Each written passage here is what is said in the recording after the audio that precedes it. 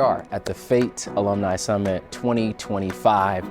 Bigger and better than ever. This year we're at the Pencil Lewis College of Business and Design, which is amazing. The creativity is thriving, and this is an expanded year for us in our summit. We've been able to align our student interest to more of what's going on here. So we've had workshop partners today and breakout sessions with Chase and Target and Rocket Mortgage. Their interviews are more aligned with their interests and careers. So we're really excited about hearing how this goes for our students. We've put a lot of work in. I want to thank our staff for putting so much work in to make this day a success. And so we're excited to see what happens today.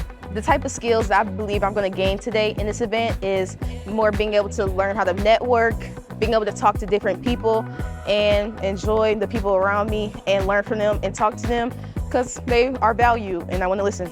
You know, it's just a chance to gain opportunities through FATE, as we've always been doing. Here today, we're just hoping to create what we already instilled. Creating more leaders, creating more community, helping to engage with one another, making sure we all know that just because school is over and we didn't graduate, that doesn't mean we still don't have a family. So we come together for anything that we can do to make sure that we're preparing for our bright future. I highly appreciate everybody for coming out today, and I wish you the best of luck, and I hope that we as the FATE alumni can offer ourselves to you guys the best way possible. Thank you.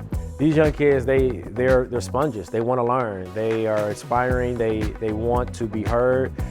They want some guidance, and they're at an intersection in life where they're trying to figure out what do they want to do and where they want to go and how should they interview and how should they articulate themselves.